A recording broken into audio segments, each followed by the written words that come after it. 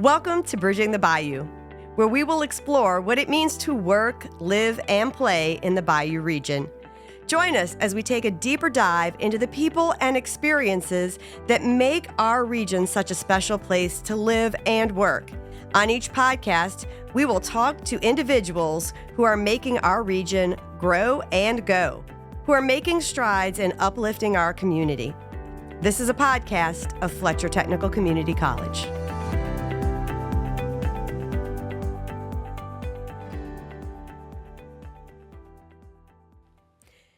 Welcome back to Bridging the Bayou, the podcast of Fletcher Technical Community College. I'm your host, Kristine Strickland, Chancellor here at Fletcher. And today we are joined by none other than our Commissioner of Higher Education for the state of Louisiana, Kim Hunter-Reid. Welcome to the podcast. Thank you so much. Delighted to be with you always. Oh, thank you for making the drive down and spending some time in the Bayou region to talk a little bit about higher education, the importance of Fletcher and Nichols to our region and to really our higher education ecosystem. But we are going to start off with our 5 questions in 5 minutes just to get to know you a little bit better. All right. So are you ready? I'm ready. All right, let's do it. So first question, what did you think you were going to be when you grew up? Oh, that is a great question. Either a pediatrician or State Department spokesperson. Okay.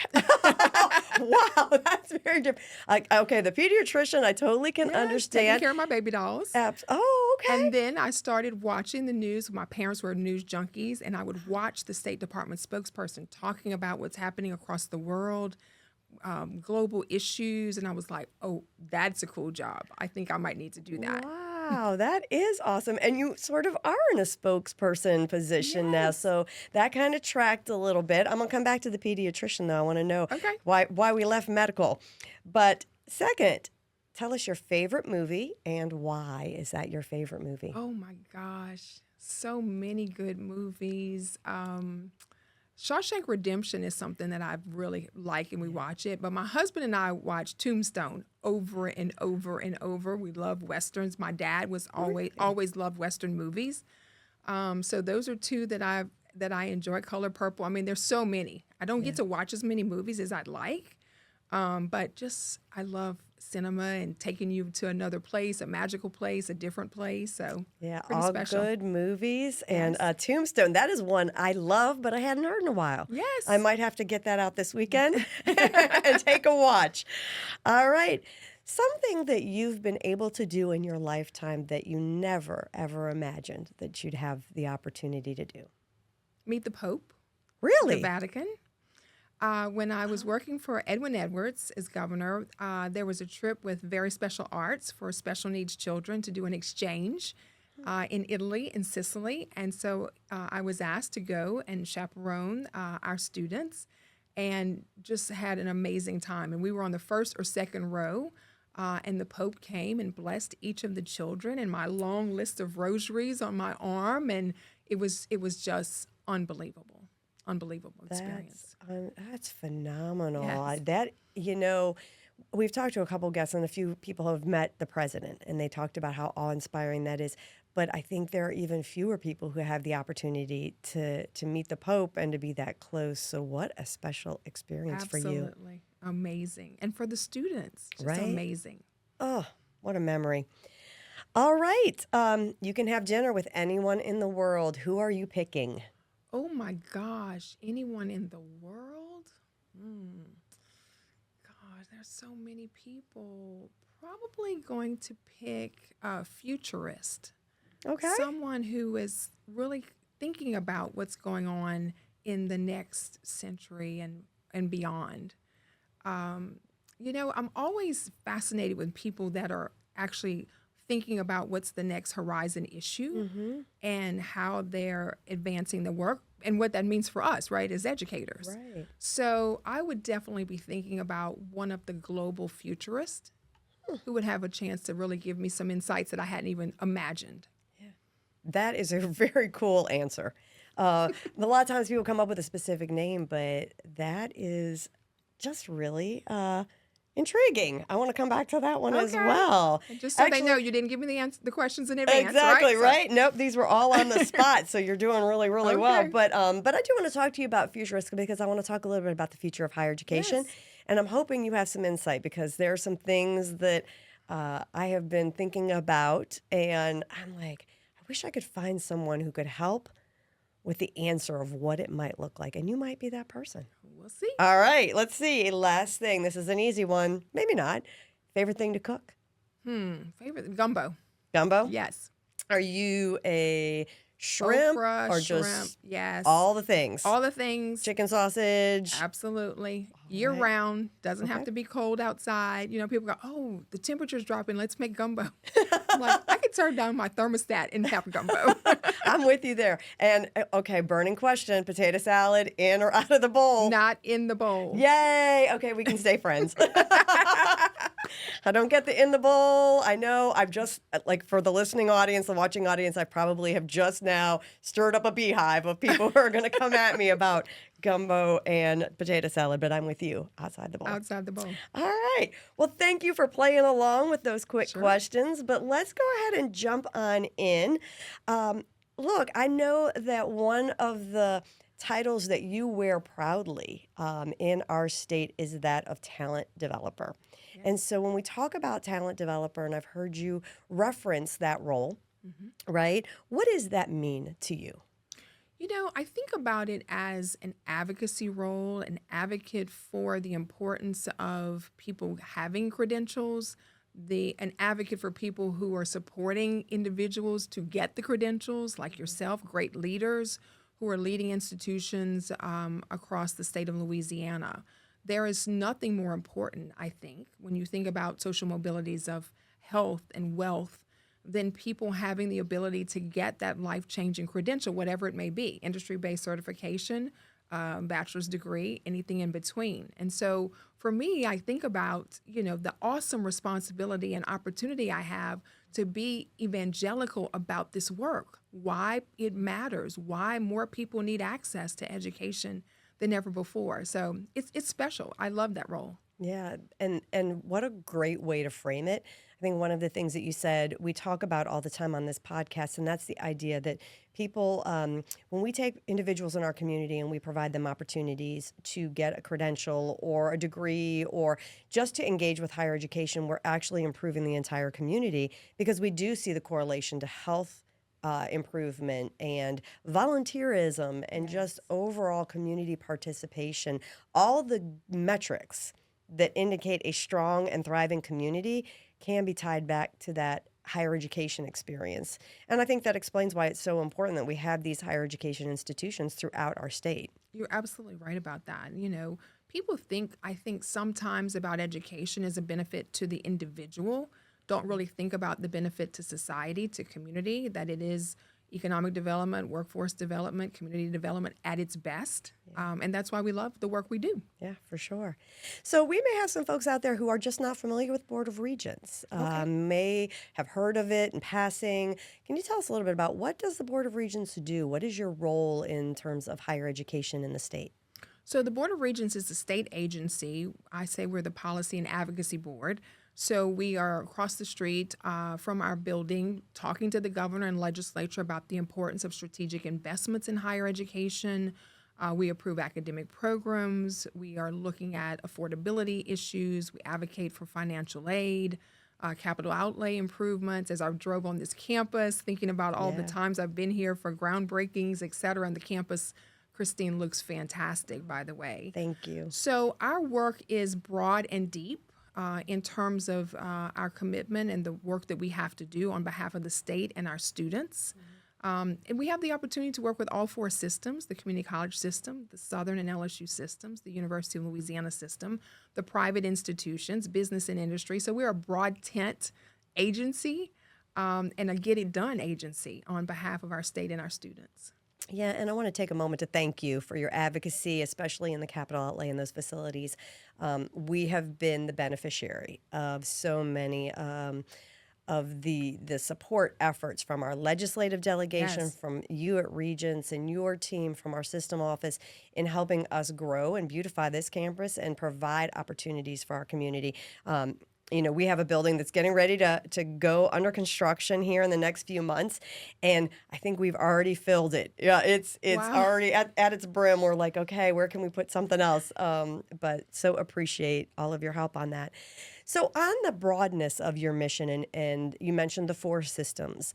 I mean, obviously, different parts of the state and different institution types have different needs. How do you balance all of that? How do you, LSU being the flagship institution in the state and just a powerhouse, how do you balance what they need in terms of support and advocacy with maybe a small community college like Fletcher? We think about the work, first of all, in terms of service to the state.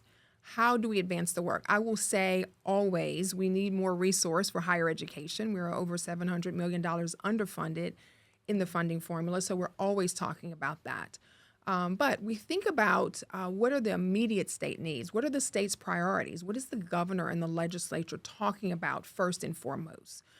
Often it's a balance between research and trying to make sure we're creating new jobs and workforce, making sure that we're filling great jobs. And so how do we continue to advance that, I think, is really important. But you're right. We have a full range of institutions in our state. I think that's a great thing. But we do need to continue to make sure that we're supporting those institutions so that we can keep education affordable, accessible, and attainable for more people. We are a poor state, but a state with tremendous potential. And so we can't price people out of opportunity. Opportunity has to be available. And so that's the work that I think we have to continue to do to continue to advance. Yeah. And you mentioned workforce. That is so critical. And I want to pivot. This is where I really wanted to go with that. Your response about the futurist. That's the thing that I think keeps me up at night is I hear from our business and industry partners, especially here locally, as we have seen some out-migration after storms and different events that, they're desperately looking for people. And we know that we have a workforce participation rate that's lower than many of the states surrounding us. And so for me, that challenge is where do we go? How do we move the needle on this? I mean, we are doing, I think, everything we can here at Fletcher to increase the number of students we can take in programs, especially in our technical fields, in our nursing and allied health fields. But I still feel like we're not able to meet the demand that is out there. And we have a group of citizens and members of our community who are not engaged either in workforce and higher education. Right. And look, I'm like, how do I get these two things together? I feel like we sit in the middle. Right. We are that intersection. And so I'd love to hear your thoughts about, what have you seen that works well? I know that you do a lot on the national level. I'm sure you're hearing best practices from other states that maybe are figuring this out. But what advice do you have for me in terms of how do I bring these two together and what that future looks like? What does that future state need to look like in order for us to really meet the demands of industry and to reach the people that we really need to kind of get off the bench and get back into the workforce? I think the community colleges, because they're of and for the community, have such a unique role to play.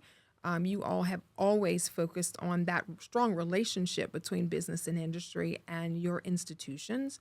And so I think about first adults, right? Adults that need to reskill or upskill. I think clearly many states are trying to leverage people who have access to public benefits to use those to leverage to completion. So how does TANF leverage you to completion? How does SNAP leverage you to completion? How are you thinking about child care tax credits leveraging you to a college completion or a college opportunity or a training opportunity? So I think obviously we have to think about every touch point that we have with people who are in some system, right? Some siloed system. And how do we merge those systems, blur the line so that individuals are getting the training that allows them to be self-sufficient? That's one.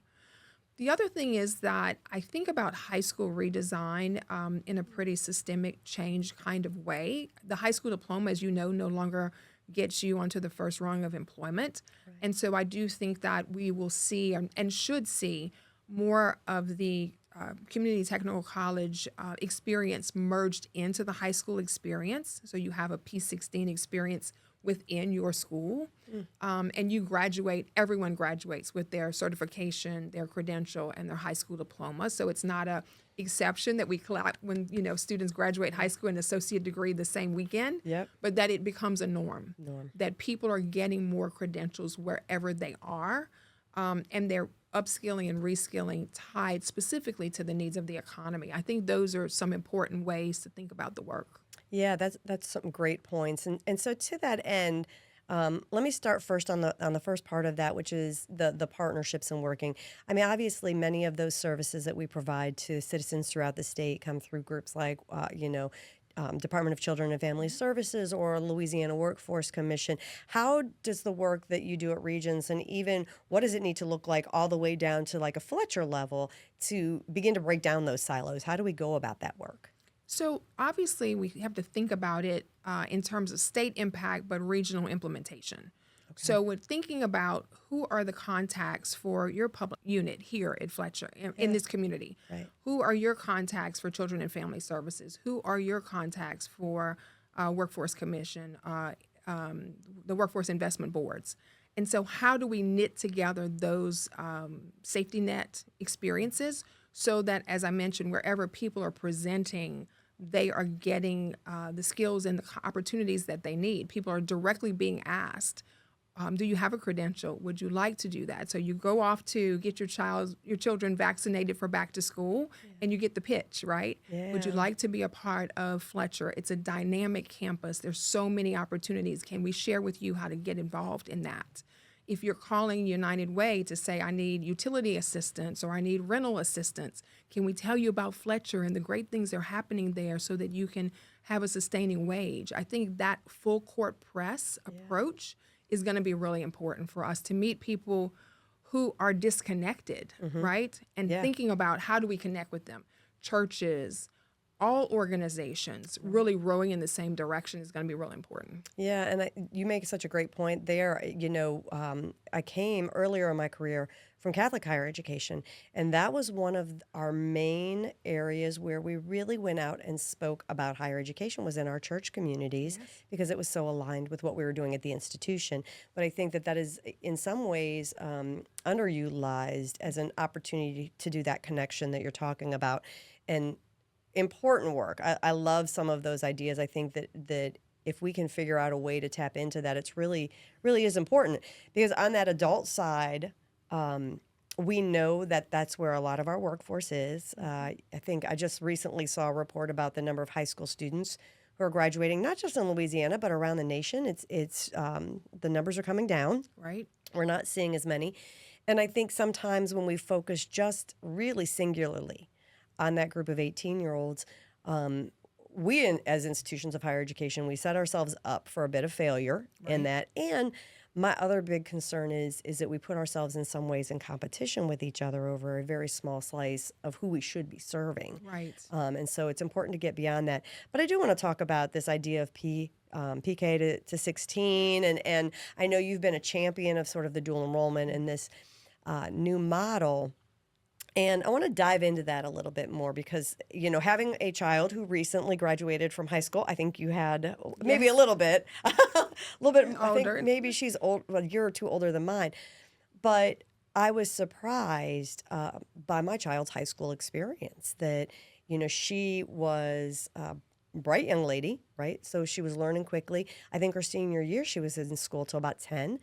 And the opportunities that she would have had or she had to go on to a community college or even university to begin her studies then. And so it just speaks to me, and I think you said this, like a fundamental redesign of especially the high school experience and what that looks like. And wondering if you can dive into that a little deeper and give us just your thoughts around what that change looks like. I think that the idea of the wasted senior year, we have to really attack that. Yeah. What we see is that students typically across the country get out of school at noon or 10 a.m. and then they go to work. It's casual employment. It's not skill building based on what they want to be when they grow up. And so if we think about the high school experience and the senior year as apprenticeship work, internship work, going to the community college, enrolling then, getting your dual enrollment opportunity, so you're stacking credentials, I think that's so smart. It's a captive audience of students that we have. It's going to save them time and money, so families should be excited about that. Yeah. So those are the kinds of things that I think are just really important for us to really think about, not just, oh, I've got all my high school credits, I'm done, but this sort of continuum of K-12 higher ed in the world of work and blurring that. So those rigorous experiences are your high school experience now. Yeah. And it seems like you have a pretty strong partnership with Superintendent Brumley at the state level. Is that work? It seems to me like there's a little more focus on it. I know he just got to do some great announcements around our achievement levels at the state and our movement in terms of up in rankings. Right. And so, when you all sit down at the table, where is the focus at? Is it on that stackable and creating those pathways? Is it on strengthening the educational system at the K through 12 level, or is it all of the above? I feel like it's all of the above, but I know we've made some really good progress. We're at 41,000 high school students taking dual enrollment now. I did not know that. Yes. That's amazing. A fantastic number. But we want to make sure we move people from random acts of dual enrollment to stackable That's a great way to credentials, put it. right? Yeah. So now they're interested, right? We got 41,000 in the queue. But now how do we take that to where it's an experience for every student? So I think that's really important. And then with the accountability system, now K-12 is working really hard to get apprenticeships, internships set up for the high school experience so that those students have industry experiences in their local community. So it's coming together, and I think that's just, we're all going to benefit from that for sure. Awesome. And I will say one of the things that I think we probably, and look, I'm going to speak, I guess, for myself here, but, I think that assistance is in that apprenticeship and internship space. I think many of us at the institutions are trying to figure out what that looks like. Industry partners are trying to understand it. And I don't know, is there any work happening at the state level that would help us really understand? I'm thinking almost like a guidebook, a clear pathway for both institutions of higher education that say we'd like to be in this space, and then business and industry partners who say, well, we would love to be on the receiving end of these students, but maybe we don't know, how do you decide paid, unpaid, internship versus apprenticeship, registered versus unregistered? There's this lingo about those programs that I think sometimes it's difficult to find your way through.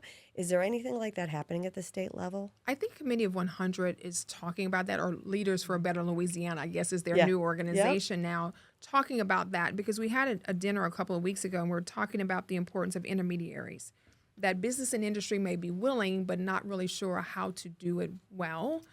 K-12 and community colleges and colleges will say, we want to do that for every discipline, but we already know how to do it for nursing and teaching and maybe welding or other things, but how do we do it across discipline? So I think those conversations coming together are going to be really important, because you want to take the coalition of the willing, but you're right, you want to build the guidebook so that whether you're a small business that can take a couple of students or a big industry that can take many more students, that you have a sense of what does it look like to help students with career exploration and navigation in middle school, in high school, and in their college or community college experience. Because we do want to make sure that students get a rigorous work-based learning experience. They apply what they're learning so they can say, oh, now I understand why the faculty member had me do this. I clearly understand the skill building to the world of work, and the magic is there, right? That's where it happens. Yeah, I think that is an important piece. We started with some internships in our business program a number of years ago, and we worked very closely with our chamber. And our chamber put a form online that said, hey, if you're interested in having an intern in your place of business, it was like a dating app, right? Yes. For business and industry and Fletcher. But ultimately, too, we learned early on we had to go back into with our business partners and say, we want that meaningful work experience. So, you may be bringing in an intern, but we can't have them just making copies or making the coffee in the morning. Right. We need for you to give them a project or something that they can really see the application of what they're learning in the classroom in that world of work. And so I think a really important point that you made there. So on the stackable credentials, Yes. it sort of resounded with me when you were talking about that we talk a lot about stackable credentials at the high school and getting those for students. We do that, I think, very, very well at the community college. I think the next step in my mind is bringing in the four-year university sort of in that mindset. I see opportunities. We had this conversation the other day. We hosted some legislators here on campus. Great group. We have a wonderful delegation. Yes, you do. Out there, very, very supportive of both of our institutions in the region. But we were talking about how really the higher education journey is a continuum and a pathway, and a lot of times based on the expertise level that you need to do the work. And so for many students, they may start, for instance, we talked about our technical fields, they may start in HVAC or electrical. And maybe at some point they say, well, now I want to own my own business. Right. So I'm going to go to Nichols. I'm going to get a bachelor's degree in business and learn accounting and management and marketing and all of those skill sets that are sort of added on to what I learned as an electrician or an HVAC. Or in nursing. For instance, you might come to Fletcher and start off at that ASN, that Associate of Science in Nursing, but maybe you want to be a charge nurse, or maybe you want to take a leadership role on the floor, and so then you go on to get that bachelor's degree. And so I think there's this really strong opportunity for us to begin to communicate to our communities in that way, Yes. that you don't have to choose university or college. Right. I know many of the people out there will know that one of my pet peeves is, let's stop saying you're not college material. Everybody's college material. Fletcher's college. That's right. And college is so college. right, and so it's really reframing the conversation to be more about what skills do you need, what competencies do you need to do the job that you want to do, whether that's an entry level or advanced. And then let's talk about what that educational pathway looks like to get you there. I don't know, look, and I may be speaking out of turn, maybe there's a lot going on, but I think that there's an opportunity at our state level to embrace that conversation, Right. as opposed to saying you're either an LSU student or you're a Fletcher student. That's right. Instead of it being an either or, how about an and both? Absolutely. I think it's a really important point. When we meet students and we say, oh, what's your classification? And they're high schoolers, and they say senior, and we say, where are you going to go? But we never say, what do you want to be? And that is Great exactly point. to your point, right? So the magic is around the credentials, the skills, the competencies based on your learning journey, right? Not a destination to an institution, but an investment in an individual who wants to keep moving forward. So I do think that's a mindset shift for us to really think about how to do that. And yes, you're right. We should not be in these turf wars, fighting for, individual students, instead of thinking about the continuum of how do we support the students well. Shout out to this community, because you guys are great at working together collaboratively. What a fantastic delegation. I can't think of any time that I've been on this campus and did not see all of the delegation. Maybe one person had an out-of-town trip, but when you send up the bat signal, Kristine, they come. They come. Everybody do, shows yeah. up. And so I just do want to acknowledge them for their deep commitment to this institution, to Nichols, to the community, to the hard work that it takes to really invest in our people.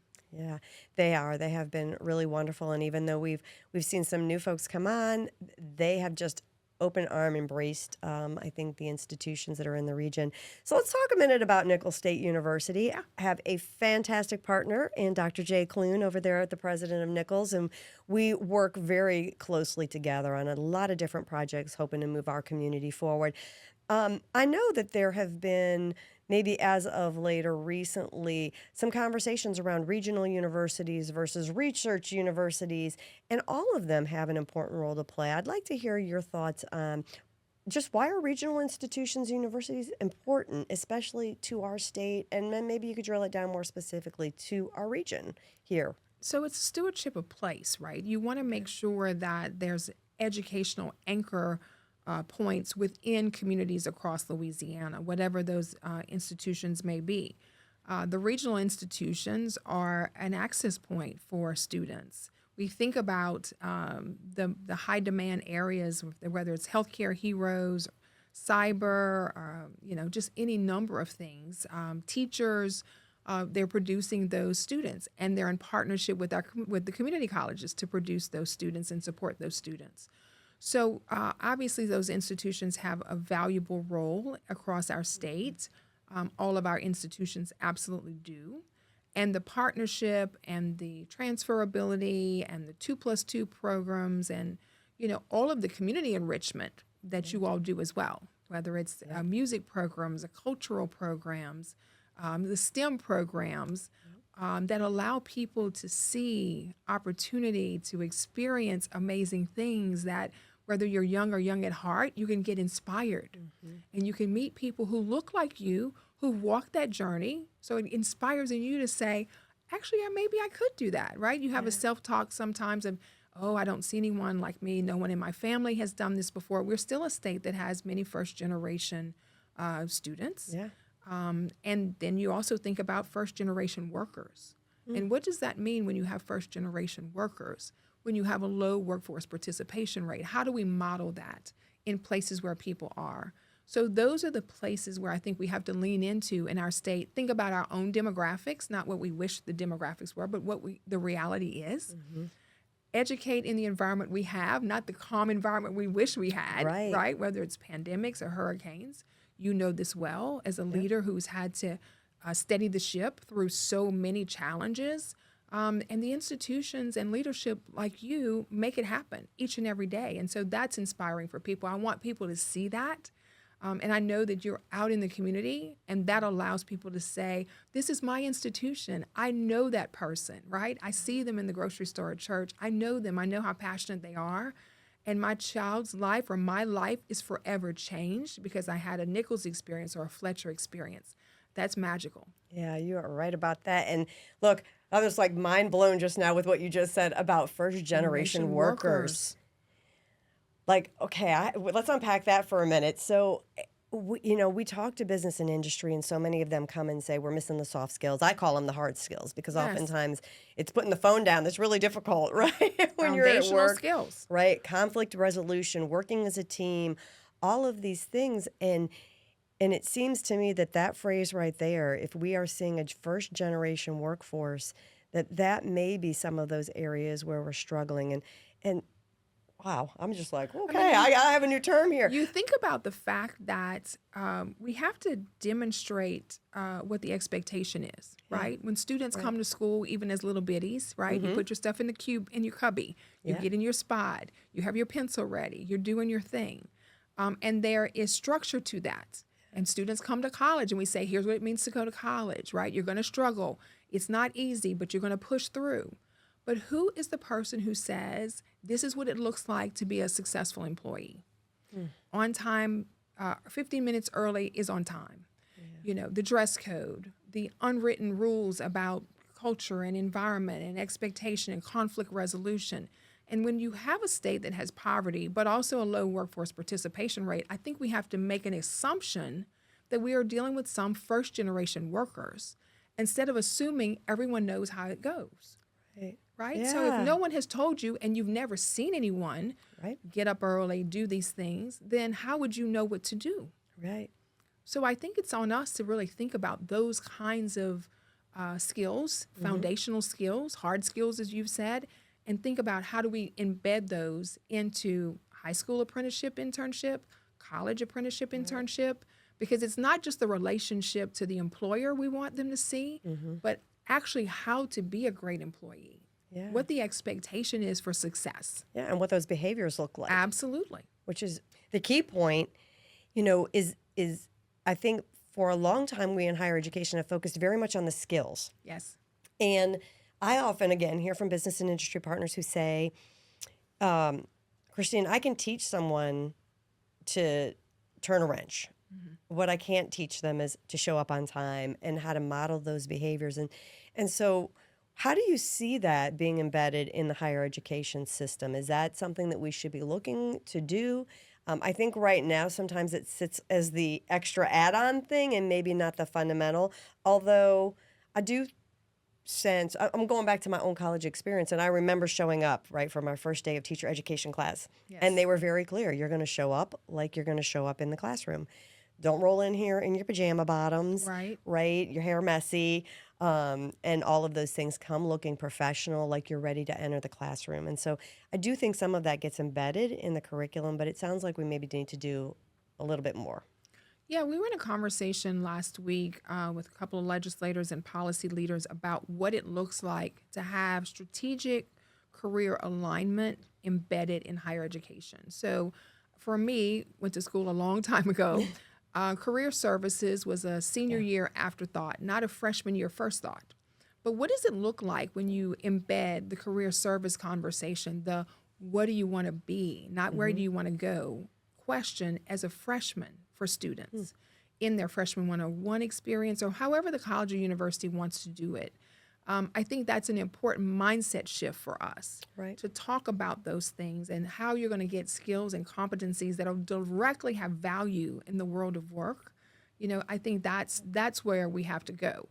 And so I do think that as a state, we should be leaning into that if we want to really address workforce participation, addressing a high demand, high need jobs. The out-migration, I was at a breakfast in D.C. We were listening to the McKinsey folks talking, and they had a shocking statistic that 40% of the out-migration in Louisiana are individuals with a bachelor's degree, and most of them going to Texas.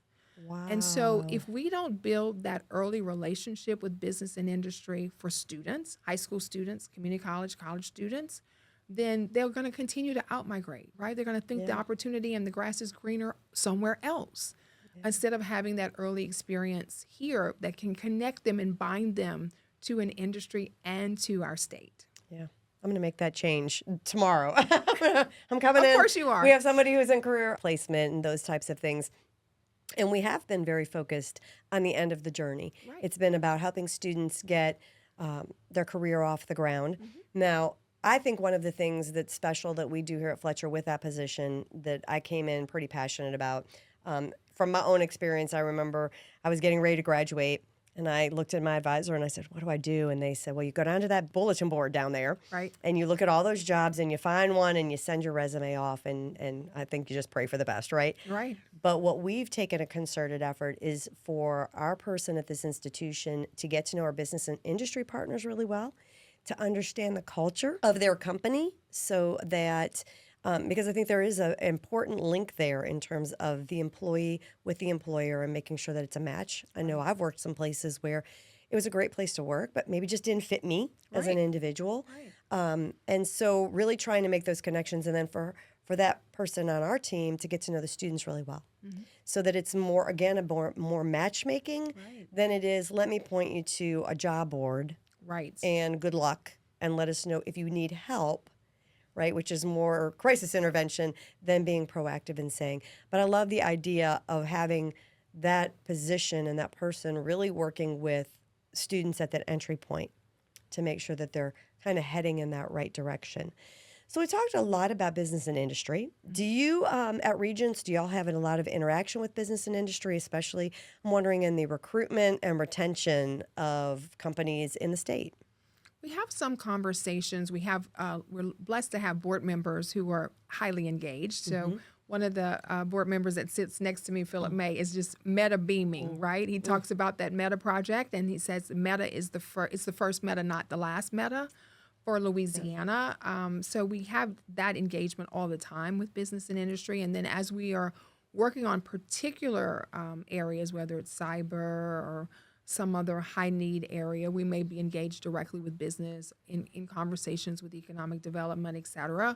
But I find the most effective recruitment is the local community college or the local college. They want to know, tell me about your range of programs. Like, we can say, here are the places that have whatever fill in the blank program. Here's the enrollment, here's the retention, here's what we can do. But then it's important for them to go and hear from those institution leaders that are directly in those communities. For For sure. And Philip May, I want to take a minute to give a special shout. I know he's on your board, but on the Board of Regents, such a tremendous supporter of Fletcher Technical Community College. He was our commencement speaker, one of the first after I joined here, and was instrumental in helping us stand up our line worker program. Entergy was a tremendous partner and really helped bring together all of our energy sector providers to talk about what does a line worker of the future need to look like? What is that curriculum? What skills and competencies do they need? And continue to bring us all together to have those conversations, to talk about how we move the needle in getting people into those career pathways. And I have used that over and over again with other industries as this is a best practice. We need to come up with a marketing campaign or an awareness campaign that talks about those professions. Going back to what you were talking about, it's maybe what do you want to do? We talk about it in terms of then what's the degree or where you're going to go. For business and industry, maybe more so about the career pathway and less about are you going to pick me or my competitor, right? So generating that general awareness and the interest in those career pathways, I think really lifts all boats at the end of the day. I think it does, and I also think it's so important, and kudos to you all for having those tight industry connections, because then you can answer the question, are our graduates workforce ready on day one? Because you have that feedback loop and you encourage it. And I think that's also very important. Randy Ewing, who was one of my board members, former board member, Senate president, every time a program would come up to the Board of Regents for approval, he'd say, how do we know that this academic program is going to meet the mark? How do we know that business and industry is going to be happy with the product that we're producing? And so that's the beauty of the work, right? That you're really intentionally seeking out the feedback, not a blame game, but to say, how can we get better? This continuous process improvement and knitting our relationships and our work together more closely, I think is really important. And it's going to be more important than ever before. Yeah. Well, and especially as we move into the future, you talked about some really big industry partners who are coming into the state. I know there is so much excitement around what's happening with Louisiana economic development and new business and industry. What are your thoughts on where we're going? Are we at the beginning of really catching some momentum? And how do you see that playing out throughout the state? I do think that we are absolutely at that tipping point. I will quote Philip May. He said the Meta project means that big businesses are now going from a conversation of why are you in Louisiana to why are we not in Louisiana? That's how big he thinks this moment is for us. And so I do think that it's going to be exciting. It's going to be exciting for us to capitalize on that and show what we can do. Just like we just had Super Bowl, right? We got to show what we can do. Built to host, now built to support great workers and a great economy. So we have a lot of excitement about this. Obviously, when companies come, they want to know that we can produce the workforce they need. And Meta is, they said, 70 football fields under roof. Can you imagine? Crazy. Can you imagine the construction just to build it that it will take to build it? Holy cow! And then Economic Development just announced an AI institute, so they're thinking about this future of work, a future of technology and innovation. So it's an exciting time to be in Louisiana for sure. Yeah. So AI, I'm just curious to know, we are exploring AI policies here. How do we, I'm of the opinion that it's here. Yes. And we need to figure out not only how to adapt and utilize it, but how to teach our students in the appropriate and ethical use of it. Your perspective on AI in higher education, where do you see us going as a state, as a nation? I think the tools like that are going to be, there's going to be an expectation for business and industry that our students, if they're workforce ready, understand how to navigate AI. And we had a conversation about this with our board members, some of them saying, well, you know, if you're using AI, you're not doing creative writing, you're not exercising those skills. But then another person said, but what happens when you prompt AI to do an essay, and then you critically analyze what is missing, and you use it as a tool to enhance your education, and not as something that you're just going to push off and say we don't want that in our institutions. So, the future's here. And as fast as we are learning about new technology and innovation, more innovation is coming. Most of it is a result of great institutions, right? The research institutions and their ingenuity. So I think it's really important for us to understand these new technologies, these new innovations, understand how to embed it into the curriculum, across curriculum, and how students can continue to move forward. I think about cyber. We need cyber warriors to keep us safe, but we need cyber embedded in healthcare, and we need cyber hygiene embedded in business and cyber and maritime. So everyone needs to know something about this. It'll become a foundational core competency for the world of work. And so I think those are the things that we have to think about, which is why I want to meet with a futurist. Good point. Yeah. Well, and I'm going to take a minute and thank you for queuing that up, right? Yes. But we at Fletcher have just launched a cybersecurity program. Yes. We actually have launched an honors program in cybersecurity. It's our first honors program that we have. Yes. But in particular, with that program, we have also specialized and focused it in on the maritime industry.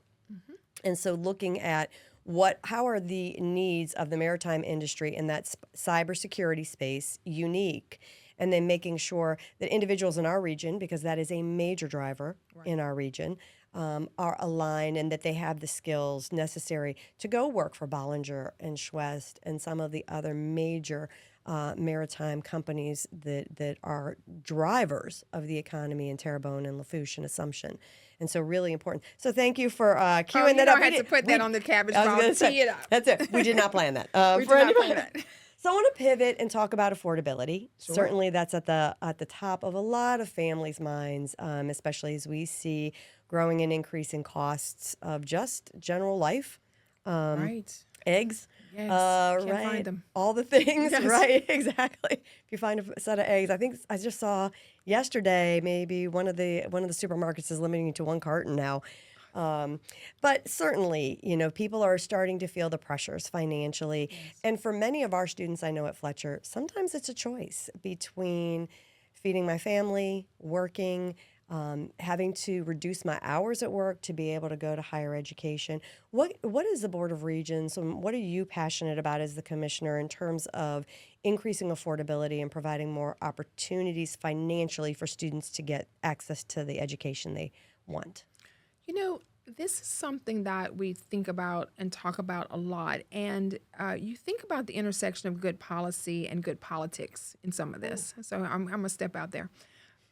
So I find that lots of people like to support scholarships, right? So we have the MJ Foster Scholarship now, right. $10.5 million, blew through it in 4 or 5 months? Yeah, fast. So we're trying to double the amount of funding there.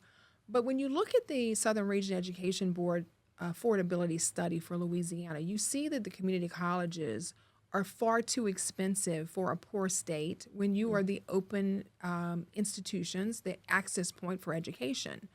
So if I had a magic wand in terms of financial fiscal policy, we would buy down the cost of going to college as opposed to increasing scholarships for individuals. Because the scholarships help some people who meet the requirement, who can get in.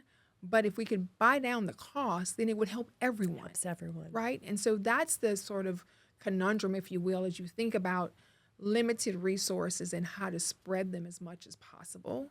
The reality is we're not going to stop doing scholarships. Scholarships are important. They're very important. Sure. But when you look at foundationally, what does it cost to go to college, and how could you impact the most people in a state that needs more people with skills and credentials, then you would certainly try to buy down the cost of tuition. It makes me wonder too. We here have had a lot of success in terms of working with our business and industry partners. Again, they're interested in scholarships, and they're doing some wonderful work. And where they have begun to say, wait a minute, where are there opportunities to either help support programs, Yes. which then helps us reduce our costs potentially to students. But in addition to that, stepping up to the plate where maybe there isn't the traditional scholarship arena. So I think about our CDL program. It's a short-term program. It doesn't qualify for things like the Title IV, the traditional types of aid. And I know we have some state aid that does, but the business and industry has stepped up and said, how can we help reduce the costs for students in those cohorts to get that. But I agree with you. I think if there's a longer term solution where we again help everyone, Right. especially in those programs where there is, I guess, more need based than the merit. I think the merit is important. We want to recognize people who have done well, whether it's academically or just pursued certain high demand careers and those types of things. But I worry about the individuals who sometimes get sandwiched. Right. That they, I see families all the time who make maybe I hear this too, right? They make just a little too much money to qualify for some of the aid programs. But maybe they were just a good, solid B student like Kristine Strickland, right? I was not an honors A student. It's amazing that I got as far as I did. But no, No. it shows the power of perseverance. Exactly. It shows the power of passion, right? And all of those things. But I didn't qualify Right. for the straight A student, senior class president merit scholarship, but also my mom and dad worked really, really hard. Right. And so I didn't qualify for the some of B those days. others. Right. So that's where I think there's some real strong opportunities for us to make some big impact on our state and all of our families. Agree. Absolutely. We definitely have to continue to look at that and to really advocate for, as you and I both said, the kind of fiscal policy that has the greatest impact for the greatest number of people. Because it's so expensive to not have the credential that you need. You think about the conversations that we have about the working poor, and you meet people who are working poor. Right. They work very hard. Their lives are very complicated. They have 2-3 part-time jobs. They're trying to string it together. These are not people who are sitting back waiting for a mailbox check. Right. They're working diligently. And we see these individuals, they come to our institution and say, I have this much time and money, but this much talent and opportunity. I'm looking for this much opportunity. And they blow it out of the water. Yeah. They're the best students. They're fully engaged. They get all their work done and they soar. And then they come to the commencement. Yep. And I get to see them with you Yeah. and give them a hug and hear their stories about what it took to get there, right? The persistence and the courage and the stick-to-itiveness. That's what it's about. We got to make it easier for people to get there. 100%. 100%. And that's what I'm proud of for our team here at Fletcher. Yeah. They have, so a few years ago, we talked a lot about one of the things you just mentioned, time, right? That many of our students, they need that next job. They need that next credential. And they don't necessarily have 2 years to spend in an associate's. And so really beginning to look at how do we make sure that if you take a singular class here at Fletcher, that you're going to have something you can put on the resume that's going to help you maybe get that hourly wage increase. Maybe it's the promotion that you are looking to get. And so being really strategic and thoughtful about how we help students progress. I tell the story all the time about, I have people in my family who started a degree, maybe didn't finish it, and you can't put just, I tried on your resume. Right. So what did they get for the investment they made of their time and their money? I think we have a responsibility to those students, especially with the students that we serve in our population.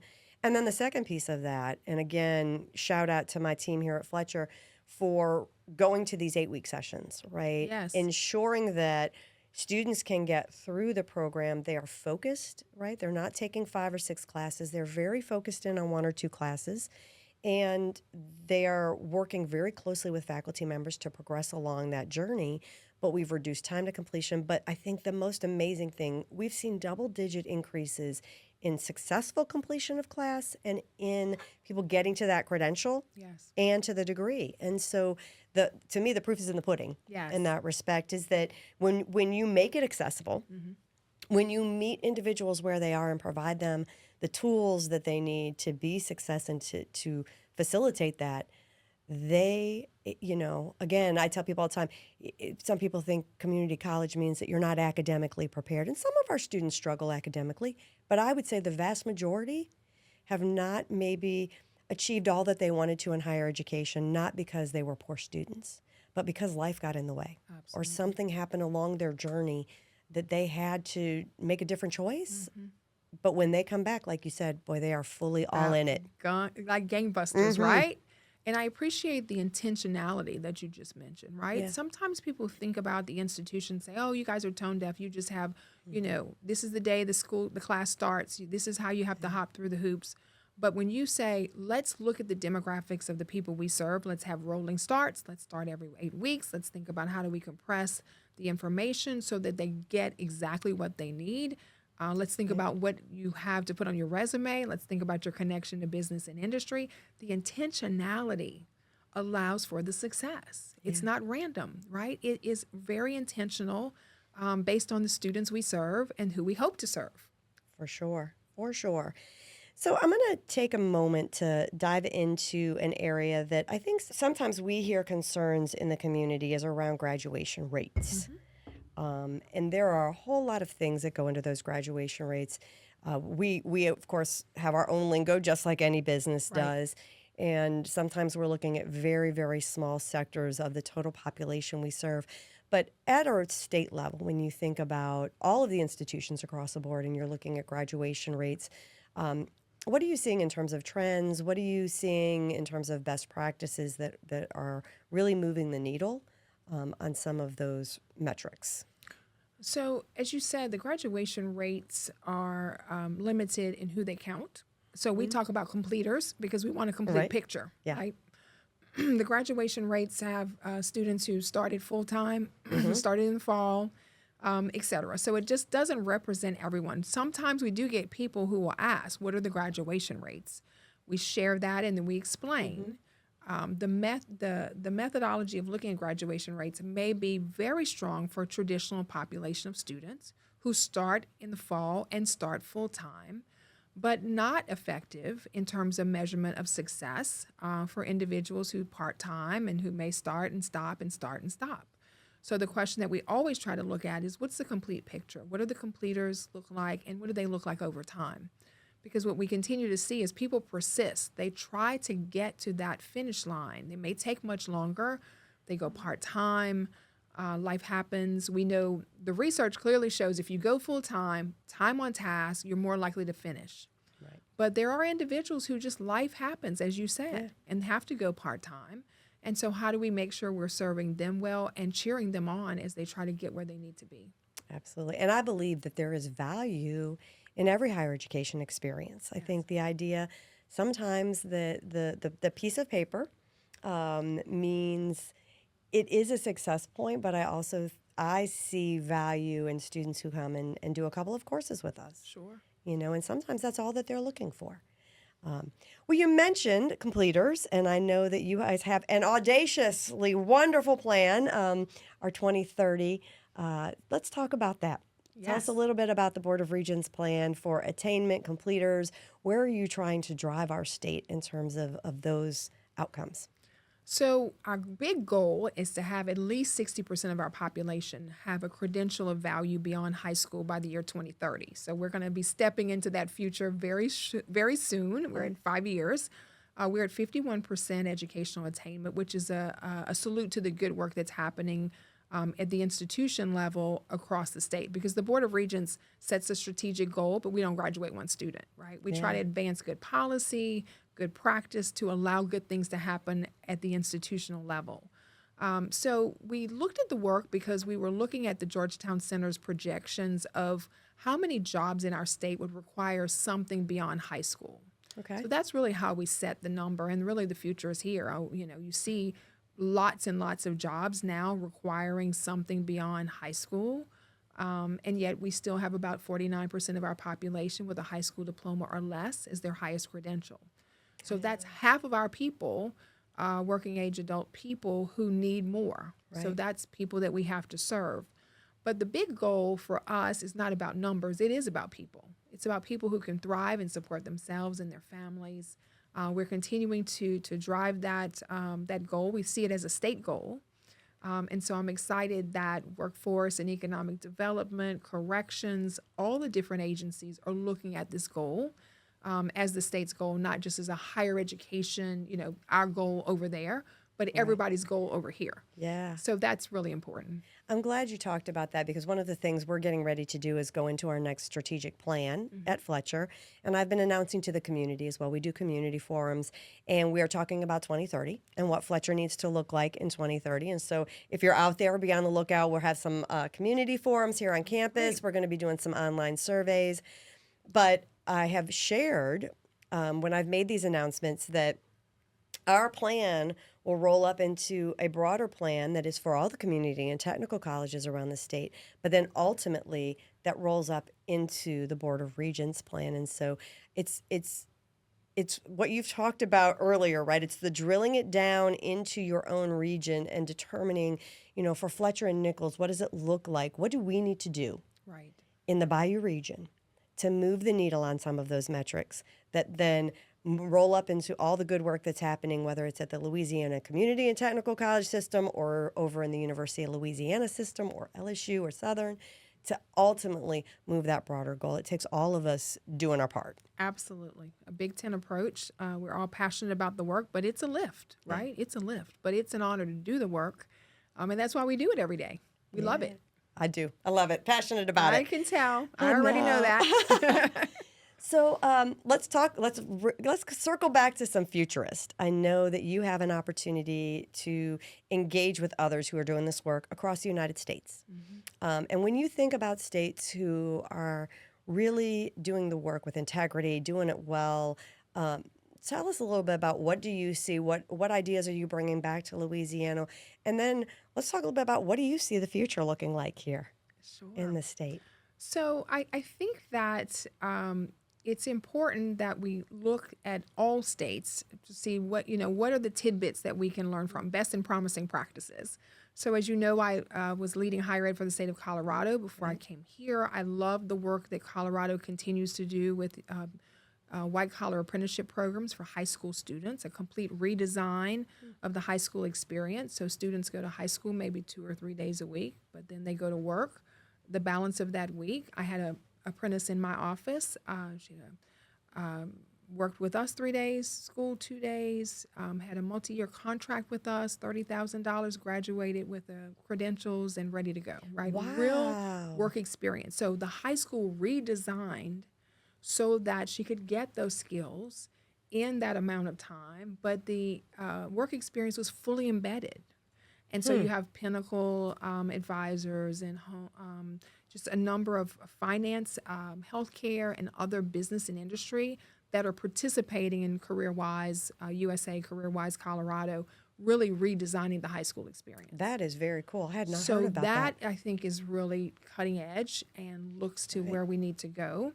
I love the work that our own Louisiana folks have done in Virginia, really bringing in Amazon and, thinking about how do you invest in education with business and industry and growing the experience so that you're meeting industry needs step by step, which is what we're going to have to do with our meta experience. There's going to be so much workforce need. So we're going to need to be fully embedded in walking those steps together and investing in our community colleges and others. So I think that's important. I look at states that are staying the course and investing in their institutions, in their research, in workforce, despite what can be some challenging environments that you and I both know, right? Lots of culture wars, conversations, and others. And yet, how do we make sure that people have confidence in the institutions, have confidence in the value of higher education so that they can move forward? So I think we will continue to have to look to our institutions to evolve and grow. We will need to be fully embedded with the high school experience, fully embedded with the business and industry experience. So it's not stovepipes. It's blurring the lines between K-12 and higher ed in the world of work in ways that we haven't even imagined. But that's what I see. I see us being just fully embedded and really engaged in understanding what innovation looks like, what workforce opportunity looks like, even before a business or an industry has an opening. They're talking to us about succession planning, about talent development, about competencies before it even happens. So we're in real time We're iterating in real time with them. And moving from the reactionary and the how can I help you fill the vacancy that you have in front of you right now to a more proactive stance where there's a pipeline that feeds that at all times. Exactly. Almost like a flywheel. Yeah. Right? So companies are saying this is what we see as a horizon skills and competencies next year, 2 years. And we're building that before it even happens. I mean, that's going to be really a phenomenal opportunity for us. Hard to do, but that's where we're going to have to go, I think. I'm excited about the future with that. And some of those I had not heard of. Those are really some fantastic potential future opportunities for our state as well. Well, look, let me ask you before I move to some other get to know you better questions. Okay. Anything I didn't ask you about Board of Regents or higher education or anything that you're like, oh, I wish she would have asked me this and she didn't. No, I think we covered it all. We did. We went A to Z on higher ed. So hopefully our audience got some really good information and can really see how what we're trying to do here at Fletcher, and I know Nichols is doing the same in terms of bringing these broader conversations down to or into embedding that into our own region to say, how can we do what we need to do to improve the lives of our community right here in the Bayou region every day. So good work. All right, so I usually poke around and I found someone who knew you. And I thought it was really funny that one of the things they shared with me was that you were known for having really good grades. Except I understand that you got an unsatisfactory at one point in your life. For talking. Behavior. How did you find that out? Straight A's and a U in behavior. A U in behavior. Kim will not stop talking. Okay. Does that go to being the spokesperson? That's exactly right. Were you watching the State Department person by that point? I don't know if I was, but it was so funny. After I finished college, I was a news anchor and reporter, an education reporter. And so I got paid to talk. And so I would always say, you see, this is exactly what was happening. I was skill building. I was skill building all the time. If we would have only known to give you a certification along the way. Let me tell you, my mom was unhappy to see that straight A's and a U in behavior. When that Cadillac pulled up to the school to see the principal, I was like, I'm in serious trouble. You knew you were in for it. I love it. So let's go back. So pediatrician. Yes. Why did we move away from healthcare? Or was it just a natural evolution of just being exposed to different career options? Yeah. That's exactly what it was. I was, as a child, I mean, everybody had their little baby dolls. Yeah. I'm like, oh, I'm going to be a doctor. I'm going to take care of babies. Then as I moved forward and got to see the world, right, through the eyes of news and media, I'm like, oh, State Department spokesperson. Yeah. And then I said, oh, well, maybe I should be a kindergarten teacher. And my parents were both educators. And, you know, sometimes when you have parents who are educators, the first thing they say is, don't be an educator. Right. Right. So, but found my way into journalism and then policy, higher ed policy, and have loved all of the work that I've been able to do. Awesome. I was wondering what that transition was. So from, being on the news and a journalist to higher education, but it came through the policy arena. Absolutely. From journalism to governor's office, working in policy and communication, and then moved into higher education. Excellent. Well, I will reveal to you that your pediatrician goal was much higher profile level. When I was little, I thought I was going to be an elephant trainer. Oh, there you go. I wanted to be in the circus. There you go. Maybe sometime. I was about to say, is there I a do connection have 4 here? kids, so Is it's sort of worked out. Sometimes in my house, when I have all 4 kids and spouses and 3 dogs and a husband at home, you're keeping the plates rolling. I was going to say, maybe I really am an elephant trainer. Okay, the other thing I hear is that you have a love of Christmas trees. Oh my gosh, yeah. You have a good person telling you information. I do. I have so many trees and themed trees. Themed trees, right? Yes, so absolutely. Do you change the themes every year, or? I don't change the themes every year, but I used to change the themes. So when my daughter was little, she had a gingerbread tree, and then I have a peacock tree. I have a red and gold. I have this sort of whimsical. So yes, I do love Christmas, and I've collected ornaments from my mom who's passed away, my grandmom who's passed away, and so I use those ornaments too. So every tree has some special memento from a family member who's passed. And then my daughter, I've saved all her ornaments. And so those ornaments go on the tree as well. So it's special, but I do love the holidays. Oh, that's great. And the ornaments, I know, even for our family too, very special. One of the things that I did, my husband and I, we're a blended family, and when we married, we started a tradition that Christmas Eve, we would actually go down the French Quarter. There used to be a store down there called Santa's Workshop or Santa's Shop, and they sold all kinds of ornaments. And we would let the kids go pick an ornament that maybe represented, I know my son had one that was soccer, and my dancer had a little ballerina, but they could pick an ornament that they really loved. And we put that on the tree.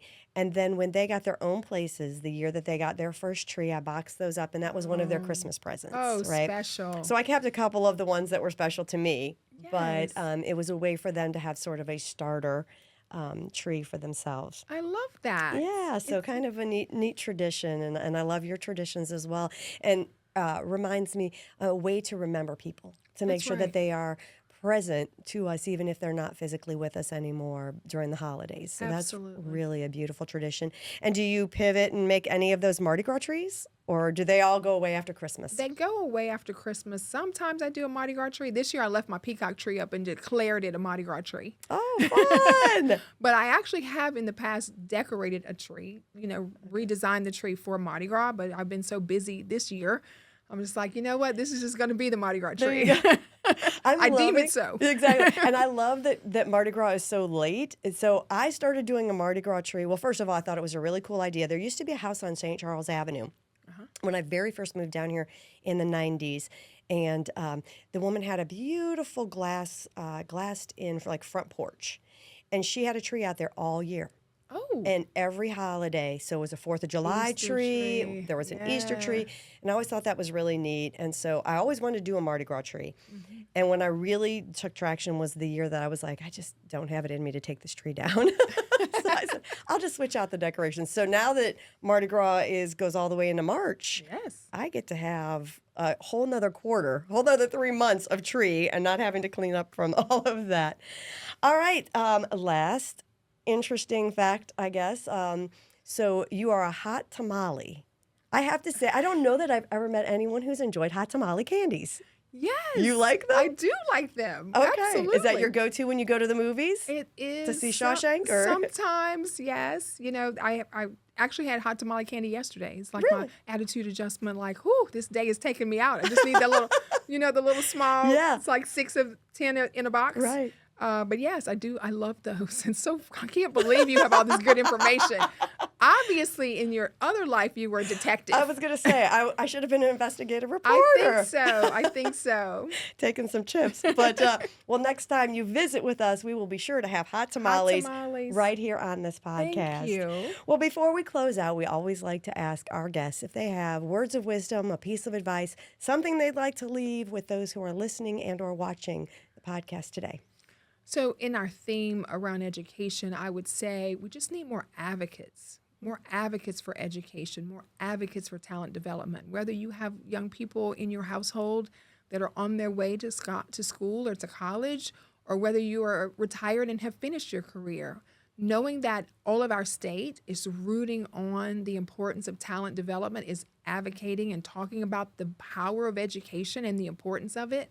I mean, that would be the advice and the ask, obviously, for me as Commissioner of Higher Ed, to just make sure we have more people who understand the power of what we do and the necessity, Kristine, of what we do. Yeah. So that would be one. And then, of course, I have to make sure this community knows they have a jewel in you and a strong partner for me. And so I'm just grateful for your great work and your energy and your commitment to this work, because I've been here with you handing out STEM boxes after hurricanes and cheering you on as we've had commencement, and then turning dirt as we're getting new facilities developed, meeting nursing students, cutting ribbons, just phenomenal work. Well, phenomenal work. Thank and you I'm very grateful. much. Thank you so much. I am honored and grateful that I get to do this work every day, and especially that I get to do it alongside of you, and that you came down to visit with us. And I tell anybody who will listen to me, we have no bigger advocate and supporter of higher education in the Bayou region than you. I know that means so much to me. I know it means a lot to Dr. Clune as well. But we are very, very fortunate that we have someone as talented as you in the state and leading our efforts. Thank you so much. So everyone, let's just stop for a moment. If somebody wanted to go visit the website to learn more about the 2030 plan, completers goals, just learn more about Regents, where can they find you guys? Yes, just Google laregents.edu, or you can do Louisiana Master Plan, and then you can find that information, and we're on social media as well.